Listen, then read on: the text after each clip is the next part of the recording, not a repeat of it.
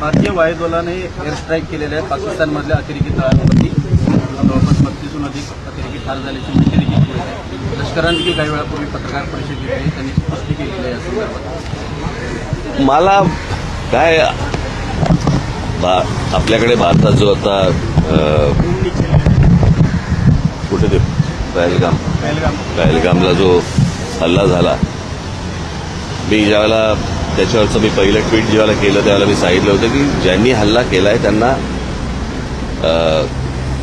ते अतिरेकी दहशतवादी जे कोणी असतील त्यांना आपण धडा शिकवला पाहिजे आणि अत्यंत कठोर असा की त्यांच्या पुढच्या पिढ्यांना लक्षात राहायला पाहिजे. पण दहशतवादी हल्ल्याचं उत्तर युद्ध नसतं, कळलं का? युद्ध हे काय उत्तर नाही. आता जो अमेरिकेमध्ये 2 ट्विन टावर्स पाडले, पेंटागॉनवरती त्यांनी हल्ला केला म्हणून त्यांनी जरा जाऊन युद्ध नाही केलं, त्यांनी ते अतिरेकी ठार मारले. हे तुम्ही दुसऱ्या देशामध्ये युद्ध परिस्थिती आणायची आणि आता ते काय मॉक ड्रिल करायचं आणि मग ते सायरन वाजवणार वगैरे वगैरे. मुळात ही गोष्ट का घडली हे पण आपण लक्षात घेण्यासारखं आहे. मला असं वाटतं की थोडंसं अंतर्मुख होऊन आपण आपला विचार करणं खूप गरजेचं आहे. पाकिस्तानला काय बरबाद, अगोदरच बरबाद झालेला देश येतो, त्याला काय बरबाद करणार तुम्ही? आणि प्रश्न असा आहे की ज्या अतिरेक्यांनी हल्ला केला त्या अतिरेकी अजून तुम्हाला हातात सापडलेले नाहीयेत. ज्या ठिकाणी इतके हजारो काय ज्याला आपण पर्यटक जिथे जात आहेत, इतकी वर्ष जात आहेत, तिथे सिक्युरिटी का नव्हती, हे मला असं वाटतं हे प्रश्न जास्ती महत्वाचे आहेत.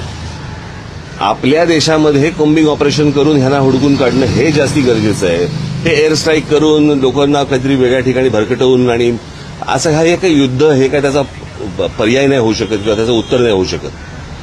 आणि दुसरी गोष्ट म्हणजे आता कसं झालं की ह्या सगळ्या याच्यामध्ये कसं आहे, सरकारच्या चुका ह्या तुम्हाला दाखवल्याच पाहिजे. आज ज्या वेळेला हा प्रकार झाला, तो प्रकार झाल्यानंतर ज्या वेळेला पंतप्रधान त्यावेळेला सौदी अरेबियामध्ये होते, अर्धवट दौरा सोडला त्यांनी. तो दौरा सोडून ते बिहारला कॅम्पेनला गेले, कळलं का? बिहारला कॅम्पेनला गेले. मला असं वाटतं ते गोष्ट करायची गरज नव्हती. त्याच्यानंतर ते केरळमध्ये जाऊन तिकडे अदानीचं पोर्टचं उद्घाटन केलं. त्याच्यानंतर इकडे काहीतरी फिल्म इंडस्ट्रीसाठी काहीतरी वेव्हचा कार्यक्रम केला, तिकडे द्याल. इतकी जर गंभीर परिस्थिती आहे तर या गोष्टी टाळता आल्या असत्या. आणि त्याच्यानंतर येऊन ते काय मॉक ड्रिल करायचं आणि मग काहीतरी एअर स्ट्राईक करायचं, मला असं वाटतं की हे काही उत्तर नाही या गोष्टींवरचं.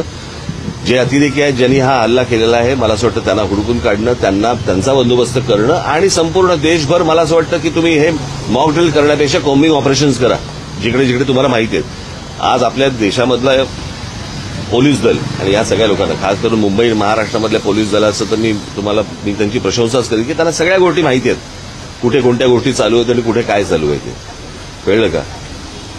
आज आपल्या देशातले प्रश्न संपत नाहीयेत आणि आपण काहीतरी युद्धाला आपण काहीतरी सामोरे जातोय. मला असं वाटतं ही काही योग्य गोष्ट नाही. आज नाक्यावरती ड्रग्ज मिळत आहेत, हे ड्रग्ज येत आहेत कुठून, काय येत आहेत, मला असं वाटतं या गोष्टींच्या खोलात तुम्ही जाणं गरजेचं आहे.